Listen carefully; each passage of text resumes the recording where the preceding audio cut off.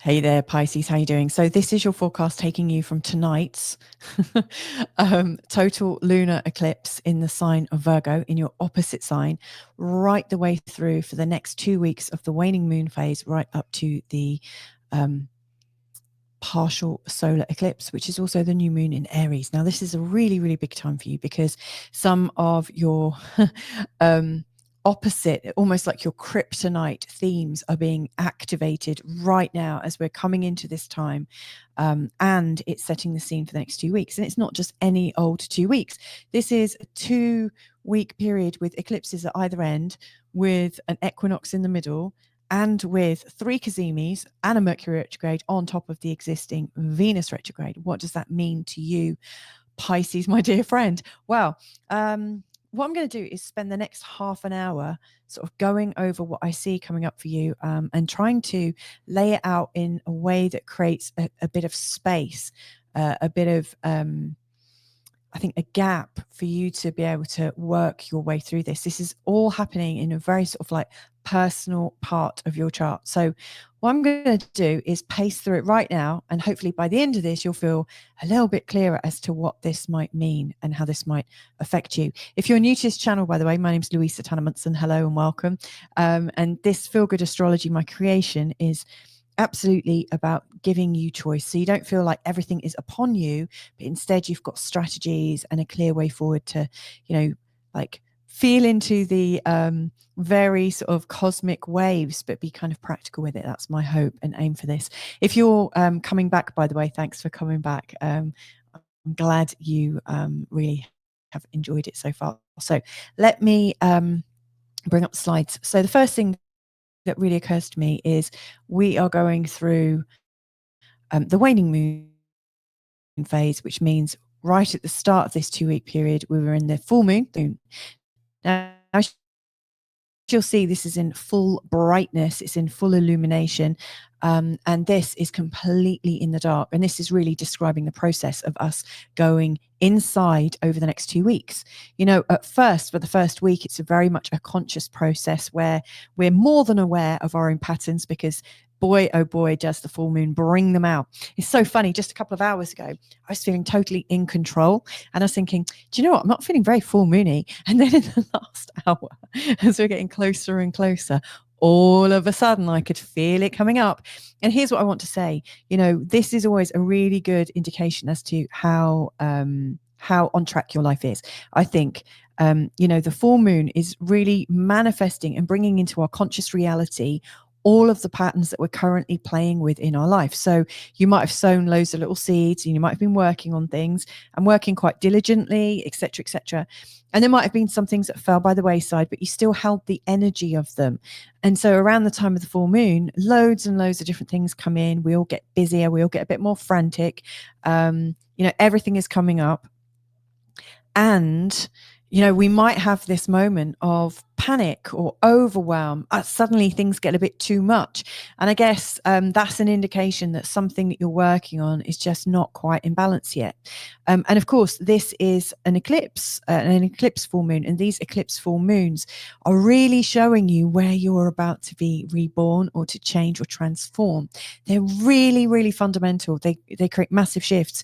And of course, if you're an empath, which I'm sure you are if you're watching this channel, these two eclipses, either side of this 2-week period, they will also correspond with a feeling of eclipse behavior in the world at large. So, we've already seen freak weather occurrences in the 2 weeks running up to this. I think they have a good 2-week either side kind of energy. You start feeling them coming in and feeling them go. So this is a really big time. Not only are we dealing with ourselves and facing ourselves, because the full moon really illuminates it, so we cannot hide from ourselves, but we also can't hide from the world right now. It just feels a really kind of intense. Now, in this first week, really until this third quarter, where you can see it's half in illumination and half in the dark, what's really going on is anything that is not for us, anything that's not serving us, anywhere where we realize we've bitten off more than we can chew, it's time to let go of some of those things. Maybe you're holding too high a standard. Maybe you're not doing things well enough. There's always going to be a habit or two, or a realization around this time, deeply fertile, deeply creative time, when we realize, if we want to manifest this, we're going to have to get rid of this, and this, So it is really bringing us into our full physical senses, I would say, where we're really sensing things through our body. Now, so we're letting go, we're offloading and getting into a cleanse. In this second part of the week, of this 2-week forecast, in the last week, we're going into the darkness, we're going into the yin, we're going into the sort of femininity, and also the hidden and the mysterious, so the story gets very internalized. And so you might not be consciously aware of what you're about to let go of, but there is this sense, not so much a sense because that's really in your physical, but this is more an intuitive kind of feeling, this sort of energy, and to me, this latter part is really kind of yummy and very sort of surrendered. And it's really encouraging us to go deep, deep, deep within, into the mystery of ourselves. It's very womb-like. And the more you can go into allowance, the more you can surrender to your old patterns, the easier they are, because we've got this kick-ass new moon coming, and it's an eclipse. It is also going to be transforming your life in some way, and it's got a very, very new pattern attached to it. So why not sweep the decks and get ready for something completely new? So I'm quite excited about this for you, because it's in a very, very positive place. This new moon is going to really help you feel a lot more financially secure. It's going to really be generating ideas, and also ideas of self-worth and how that's going to work for you. Now, if we look at this over a diary, you'll see that, again, these are in a sort of 2-week pattern, and the midpoint is just in between. But immediately after this full moon, the day after Mercury goes retrograde. So, it's interesting. Virgo full moon. Virgo is ruled by Mercury. So at the time of the full moon, Mercury has almost come to a standstill. So, our mind function isn't at its strongest. We're not really playing with a full deck at the moment. However, the higher harmonic of Mercury, which is Uranus, which is our sort of channeled perception, our cosmic perception, celestial perception, that is absolutely firing on all cylinders. It's connected to the sun in a sextile, and it's in a trine with the moon. So if you can't get it in a terrestrial way, if you're finding like the mundanity of talking, you might find it's all up here in the heads, loads of ideas firing up. So it is going to be quite quick, even though Mercury is starting to come into that retrograde feeling. Anyway, in this first week, we've got these 2 very big conjunctions. The sun in a conjunction to the North Node, bringing us to our senses. It's saying to you, are you on track right now? Like, the life when you were small and someone said, hey, you there, what do you want to be when you're older? And you're like, oh, I want to be a teacher, or I want to be a doctor. Now, you might not have known why. You just said the role, it felt right. But if they could have asked you at the time, why do you want to be a doctor? Why do you want to be a nurse? And you might have said, well, I want to be important, or I want to help, or, I want to do something with people who are sick, or whatever, that would get to the real core. And this is what's going on the 17th in particular, for you, and where this is landing in your chart. This is absolutely in the most personal place, in your first house, Pisces. So this is absolutely asking you, are you on track, and what is at the core of who you are? So this is, I think, a very personal, what's the word? Like a choice point. It's bringing you into the moment to recognize if you're on track, and if not, what do you need to do to get back on track? It's getting you to the core of who you are. Couple of days later, and that intensity of inquiry is still there. This time we've got the sun in a conjunction with Neptune. It's in a Cazimi. Now, I'm just going to take a step back. You might have heard of Cazimis. They're very potent energies, and they have a little window, a little time frame, which I think is very special. This particular time frame will, 1 second, my computer's going a bit bonkers. Hang on. Let me just check everything's okay. Where's it all gone? Hang on. I've lost where I'm streaming from. There I am. Okay, I can see myself fine. That's good. So anyway, this potent energy is it's got a little window, and you can use it within this window, but if you are either side of the window, it's not very powerful at all.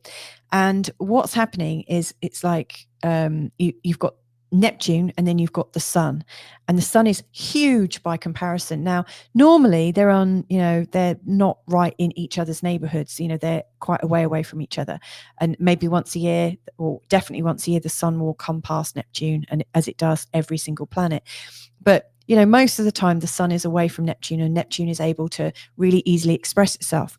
Now, as the sun starts to get a bit closer, and it comes within a certain range of Neptune, Neptune's influence seems to dwindle a little bit. It gets a bit overcrowded. It's under the beams of the sun. The sun's rays, the sun's beams are strong enough to kind of bleach out Neptune's energy. So Neptune is naturally in a bit of a weak position, and then the sun gets even closer and is really inching closer, and then all of a sudden it feels like the sun is so big and so powerful next to Neptune that Neptune is completely burnt up, and we call that position combust. Now the sun gets even closer, and then something kind of interesting happens. If you were to look at the sort of circumference of the sun and then put Neptune by size comparison in this big circle of the sun, Neptune would be tiny. It would be right in the heart, in the center of the sun. Now, obviously, they're in millions of miles away from each other, if what we've been told is true about our solar system. But from our position on Earth, as we're looking, we would see that they were in the same area, and the sun would be, the sun's rays are appearing to emphasize, surround, and bring to our attention Neptune. It's like this kind of potentiality of Neptune becomes really, really strong. Similarly, the sun is going to do the same to Venus retrograde. At that time, the sun is moving at its usual speed. Venus is going retrograde, and they're coming together. And then the same will happen on the 24th with Mercury retrograde. So, in this time, Neptune, Venus, and Mercury are all weakened. They're not actually at their best because they are all within the rays of the sun. They're all slightly overwhelmed by the sun, in all honesty. But then there is this moment, and this moment on the 19th, 23rd, and 24th, when each of those planets in that order, so Neptune on the 19th, Venus retrograde on the 23rd, and Mercury on the 24th, when they come into this magnitude and they come into this Cazimi. For Venus, it's an 8-hour process, give or take a few minutes. And they all have a different time frame. And if you're a member of my community, the Feel Good Astrology community, you'll have all the dates, because I'm putting them in there, not in about an hour or so, all of the dates of exactly the moment when the Cazimi starts for Venus and ends, same for the other two, and that across all, 5 different time zones. So you can work out where that sort of time zone is for you.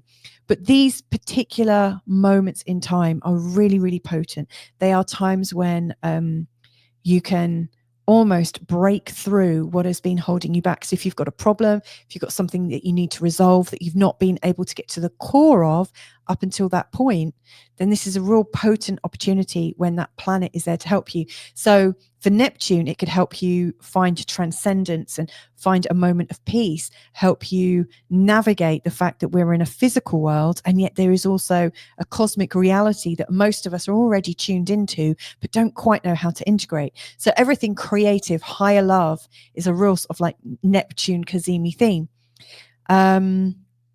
The Venus retrograde is about the flow of love and the flow of harmony in your life and abundance and well-being. Venus is all about that. Now she's retrograde. She's asking you how you can tune in to a greater level of that in your life. And so I think that energy is going to come in with this Venus Cazimi portal. And with Mercury, it's all about the mind and, some kind of real life-changing moment, where a penny drops and all of a sudden, the answer that you've been looking for quite some time. So these are 3 really, really stunning moments. But let me just go back to week 1. So week 1, Mercury goes retrograde. So we're internalizing our thought. The sun is in a conjunction with the North Node. We're thinking about our destiny, getting to the core of who we are.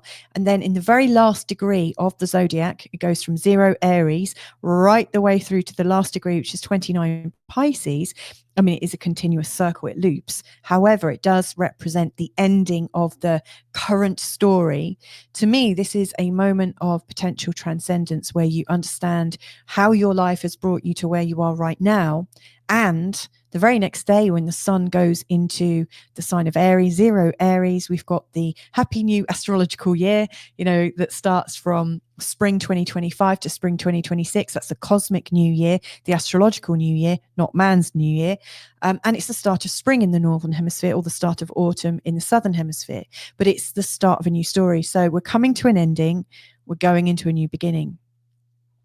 And then this second week, where we're more internalized, more in the mystery of us, we get this reflective Cazimi with Venus, a reflective Cazimi with Mercury. And then we've got these two very, very strong energies. And I'll be showing you this on your chart in just a second. But Mars square Chiron, it's the third and final square. These two have come together on the 13th of October 2024 and on the 4th of February. If you felt very sore or slightly on edge, it's worth checking your diary and seeing what was going on for you. But it's bringing up like an insecurity and a vulnerability, and kind of forcing you to take action about it. So you might ask yourself, where was I not feeling good enough? Or, what was going on? And I will explain it more in a second on your chart.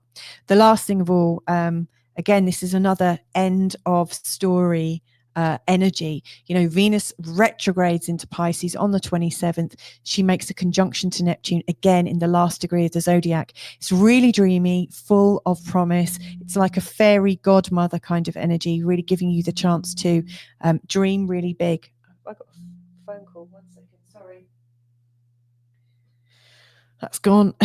Sorry. Oh dear, what's it like? This is obviously quite a distracting time. I'm recording this in the lead up to the total lunar eclipse. It is like loads of things coming on. Anyway, this will clear the path to the new moon in Aries. And at the time of the new moon in Aries, it's a solar eclipse. It is about sowing seeds. So however you can clear the path, clear away your anxieties and your worrying thoughts, let go of those vulnerabilities and dream a new possibility, then you'll be ready for that new Arian feeling. So this is pretty good. So just before I bring up your chart, I just want to say thank you to everybody that supports this channel so far. I'm blown away by your support. It's been great. Every donation, every word of encouragement, it's all fantastic. Thank you so much. If you do want to support the channel, check out the links below. There's a little link to Ko-fi. It's spelled ko-fi.com. But there's also a link if you wanted to become a member of my community. So it's entirely your choice. And it's all down there. But thank you so much anyway. So these are the Pisces forecast charts. So there's 3 of them that I'm looking at in particular. The first one is for tonight's total lunar eclipse in Virgo. Now for you, dear Pisces, this is in your opposite house, in the 7th house of relationships. So this is a really, really personal place to have this particular eclipse. The Sun, Saturn, Neptune, and also the North Node are just, are right in the last 10 degrees of Pisces. The Pisces energy, your energy, has been so transformed and worked on so much.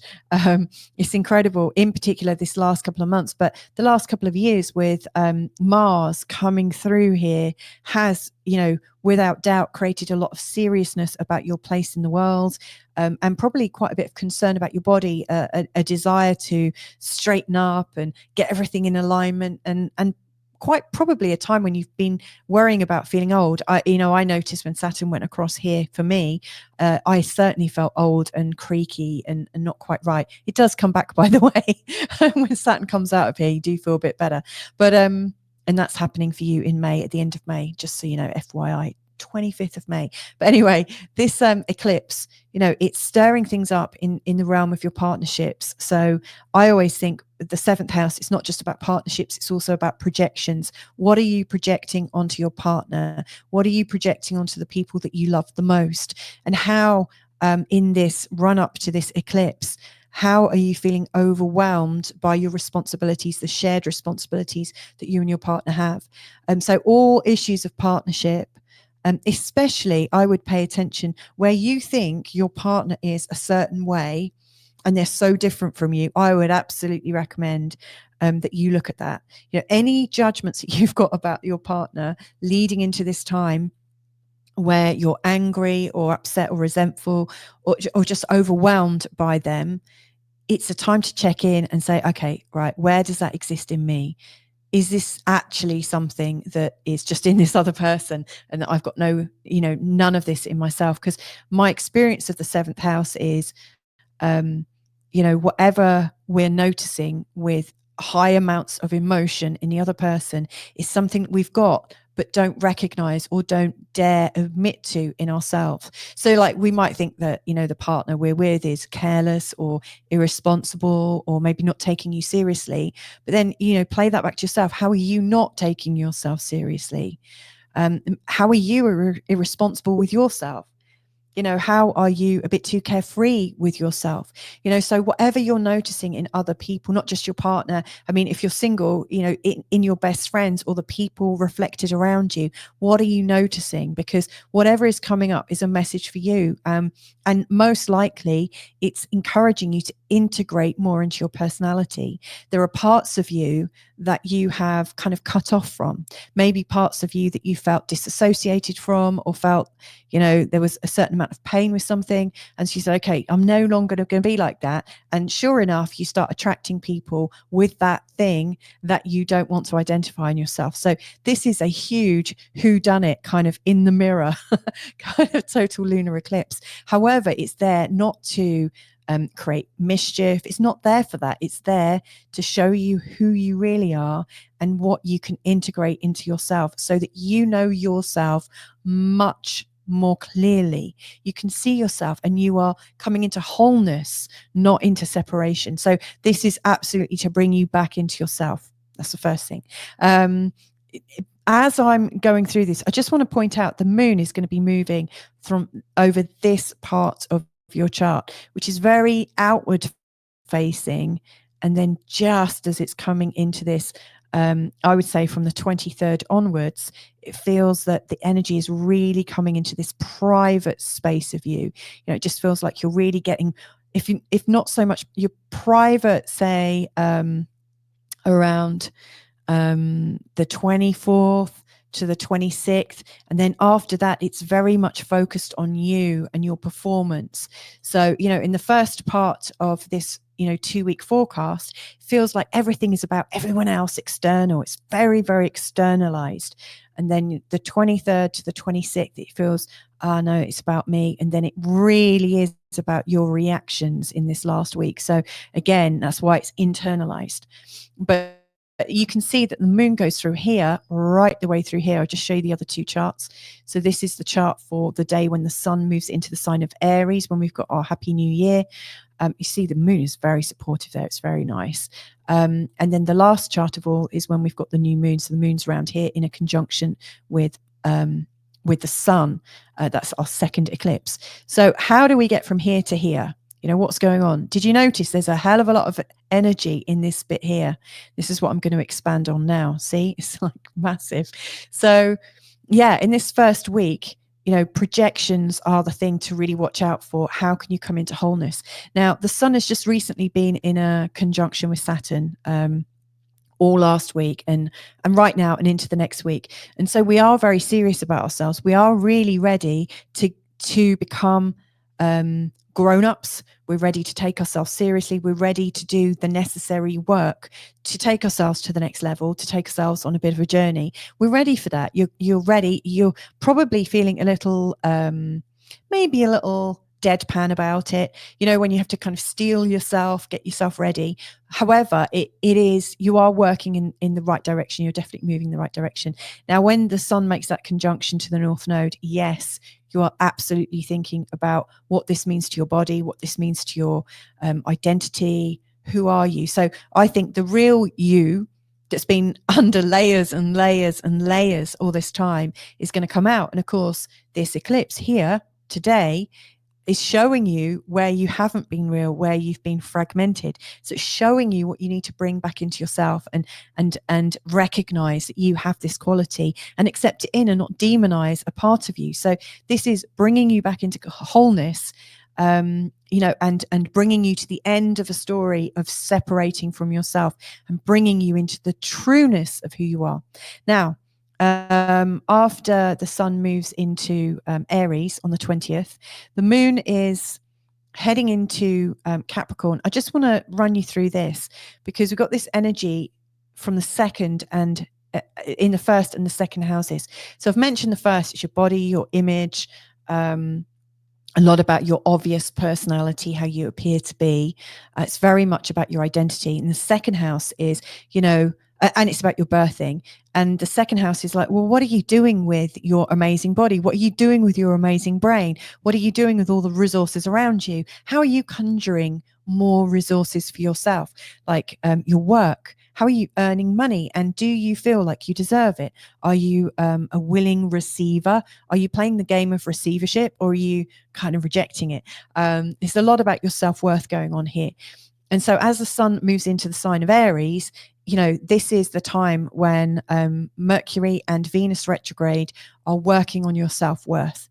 They've been wanting to move you into this area of earning more money, for sure. They've been encouraging you. They've been nudging you. They've been saying, look, there is more money for you. And, you're going to have to value yourself a bit more. You're going to have to sit in the power of you. And in that moment, like, get used to receiving love, and get used to receiving accolades and stuff.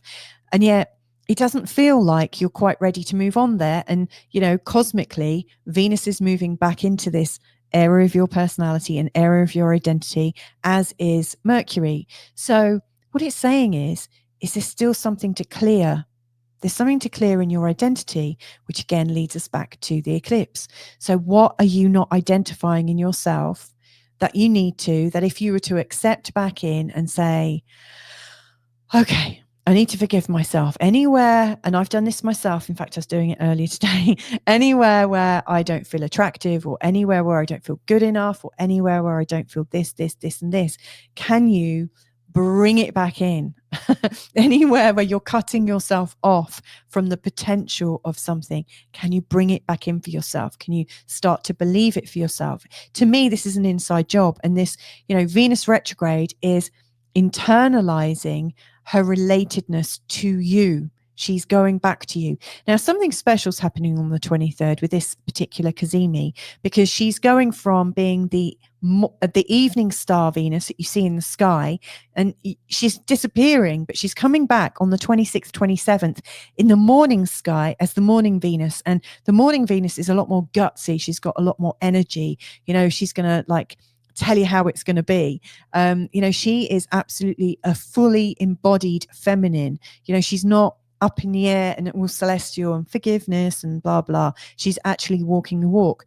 And so when she reemerges at, dare I say, 0 Aries, where the sun is, like this equinox point, the start of the new journey, this is to me implying that there is this whole new journey that you're about to take, where you are in a gutsy way recognizing yourself and accepting yourself exactly as you are before, and making a commitment to yourself, because Venus goes all the way back to Saturn. And then as Venus starts moving forwards again into the second house, to do with your earnings, to do with how you're making your way in the world and how you're prepared to receive from people, all of a sudden you can do it so much better because you've committed to yourself. You're accepting yourself exactly the way you are, and you're still putting yourself out there. It's really, really powerful. So this is a very transforming time. Again, I recommend, that you find out the exact window of opportunity for the Cazimi, for Venus and Mercury. So you put your intentions out at the most powerful times. Anyway, as this week progresses, the Mars square Chiron comes in. Now, Chiron has been in your second house for a long time, bringing up money wounds. This has been going on for quite a while, and especially in the last 6 years, 7 years tops, you've been reminded of money issues repeatedly, and also the pain of not valuing yourself. So maybe somebody's come in your life just to show you where you're not valuing yourself. So anyone that's been able to bully you or put you down or kind of bitch about you behind your back, anyone that's been really nasty from the sidelines and has, I know it doesn't seem like this, and I'm not like explaining away or saying, oh, it's okay that someone wasn't very nice. Definitely not saying that. What I am saying is what we notice from those moments where we've come up against somebody else's judgments of us is how ready we are to either go into victimhood, to go into an old pain pattern. It shows us where things weren't right. Normally these people don't just come in and they take us by surprise. Often we already have a script playing out from childhood, and we are reminded of our vulnerability, of our powerlessness, of our brokenness, because it's already been created in us at some level. So what I think has happened here is we've noticed where we're not loving enough or lovable enough or not enough, and that is a painful moment. And Mars has been in a square to here, and he's in this area of creativity, and he's saying, look, you really can create more, and you're an amazing creator, and you can be really playful. And his energy for you to create something is creating a tension in your belief that actually it's never going to work because there's something quite fundamentally wrong with you. Now, this is quite a tense moment, and it came up for you in October and again in early February. And now it's coming up again, I think, for the last time, this particular aspect, until it comes around again. And that's a long way off. But this is really showing you where you can either correct that belief that you've had about yourself and recognize that the decision you made was when you were much younger, before you had experience, and when you've grown since then, it's no longer applicable, and you can kind of make your peace with it. Or you just recognize, what, I'm still going to do it anyway, even if I don't feel like I'm enough. So I see that there is this transformation that's going to move you into more and more areas of creativity, more doingness, more beingness, more like doing the things that lift you up, light you up, and make you feel so full of joy. And it's innocent, and it's almost returning you to that position of where you were as a child. It's returning you to your rightful place of the childlike creativity and the innocence, where you want to dive in and have loads of fun in your life and your experience, and you just want to do it because it feels good. And so what this is doing, I think, right at the end, is clearing the path, letting you know how you can be innocent and playful, how you can move on. And it's also reminding you, it's kind of tugging at you and saying, look, that's an old memory. It's an old you, and it's not even true anymore. So it's moving you on. The final bit, as I mentioned earlier, Venus sort of kissing Neptune in the last degree in your first house in Pisces. To me, this is a really, really healing event. It's really saying, do you know what? It just doesn't matter. Nothing matters. All that matters is that sort of forgiveness that you have for yourself. And if you can look yourself in the eye, like look in a mirror or hug yourself, and if you can remind yourself in a really strong, beautiful and authentic way that you are enough exactly as you are, I feel a bit tearful saying this, but you are completely enough, then that energy will bring you into this new moon in Aries a couple of days later, and it will have set you completely free.